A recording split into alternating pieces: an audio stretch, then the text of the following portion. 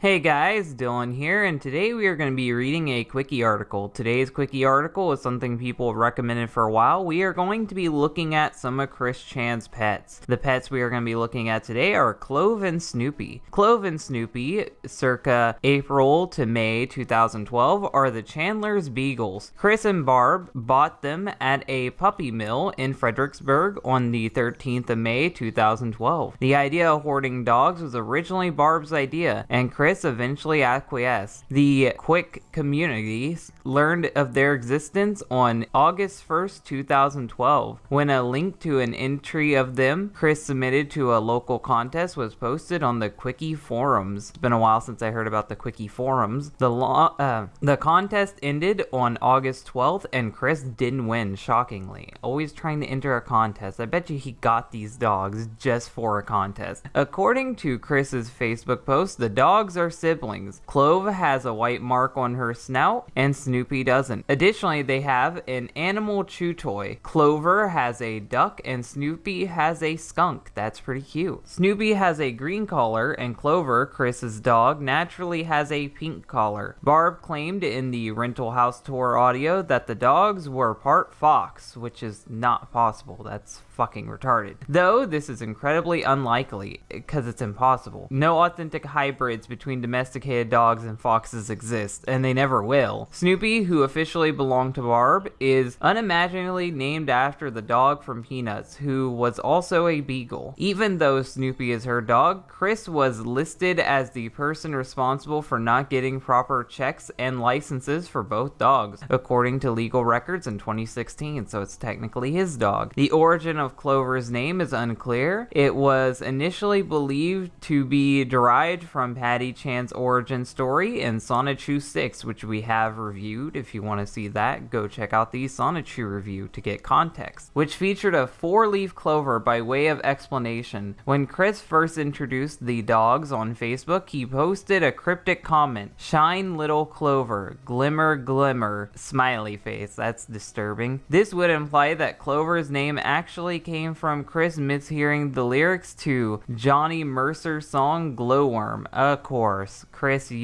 all your dogs have to even be named after stupid shit that you get wrong, which you probably heard from Bob's Collection. The actual lyrics are "Shine little glowworm, glimmer glimmer," so he fucked it up. However, to confuse the story even more, during his date with Catherine, Chris claimed that Clover was named after the character from the show My Little Pony Tales. It could be either or a little mixture of both. It doesn't really matter. With Chris, he'll always change the story anyway. Poor living conditions and neglect. On August 6, 2013, Chris posted on Facebook a picture of dog urine on a newspaper. In December 2014, a statement released by Catherine, who was invited to the Chandler's rental house by Chris himself, confirmed that the dogs are not house trained. Of course, he couldn't train the dogs. Are aggressive towards strangers and even are severely obese. I'm not shocked. That's what happens when you keep these dogs indoors all the time and you neglect them. They end up acting this way. This was especially apparent in the series of photos revealed in November 2015. The dogs are still relieving themselves on the newspaper in April 2018. Evidence when Chris filmed a paid request video which showed a newspaper with dog shit on it in the background, and that photo is right there with Barb on it. In the rental house tour, Barb can be heard attempting to justify her gross neglect of her animals by whining about how she's too old to perform laborious tasks, such as opening the door to let the dogs out to relieve themselves. Well, maybe you shouldn't have a dog then if you're that old. Maybe if you can't take care of the dog and your son is mentally ill, you shouldn't be having pets. Just a thought. When faced on a situation where he wanted to go on a date but Barb was not home to watch the dogs, Chris proposed the solution was to take the dogs with him, then leave them in the car. That's illegal.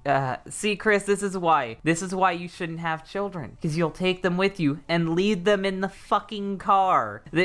A car gets even hotter, and I know you're not going to leave the AC on. I know you're not going to. That'd be a waste of gas. You are going to leave them in the hot car to roast. Catherine managed to dissuade him from this act of animal abuse. Catherine also stated that the dogs are terribly taken care of, that they can't even be left at home by themselves without destroying the furniture. So they chew everything up. They're giant. They're really fucking fat. So they're obese, they shit everywhere, and they chew up everything. Why even keep them? Chris also mentioned to Catherine that he has fed the dogs chicken noodle soup. Why? Why would you feed them chicken noodle soup? They should be eating dog food, Chris, which can cause sodium ion poisoning if fed canned soup with high sodium amounts. See, that's exactly what I'm talking about. Just give them dog food. It's a safe bet. You don't need to spoil your dog. An insider source confirmed that to be the case. On November 29th, 2013, Facebook post, he said that he doesn't love the dogs. However, in the rental house tour, Chris is cooing and babbling over them. Chris is a hypocrite. That is no shock to anyone. And we can see a picture of Snoopy right here, who is really fat. Let me get this picture up all the way for you. Snoopy is a fat dog, and now let me get you a picture of Clover. They are both fat dogs. They are really obese. So let's get back to reading this. In August 2016, Chris was hit with 2 more misdemeanors on his record as a result of failing to acquire proper licenses and rabies checks for the dogs. Why wouldn't you do that, Chris? Why wouldn't you just get them all their shots every few years? Like, that's not a hard task to do. Further cementing his reputation as an incompetent pet owner. This marks the first time the authorities have gotten involved because of Chris' neglect of his pets. So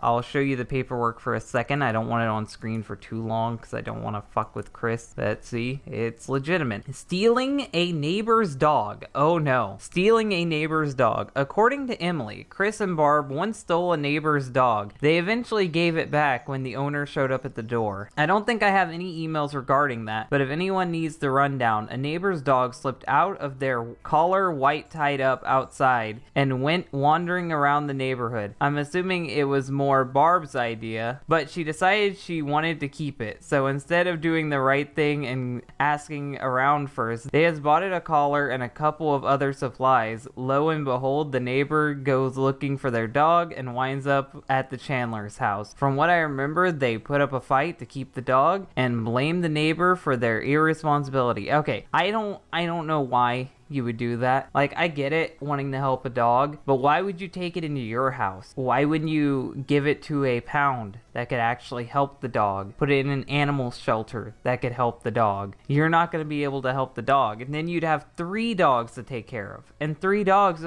are a huge responsibility that you can't fucking handle. And then you would fight to keep it. You're not going to win that fight. If they look at your house, there's no way they'll consider that to be living conditions for a dog. Basically, finders keepers. Neighbors still got their dog back because they probably had paperwork, but Chris couldn't comprehend why it was wrong for them to try to keep the dog.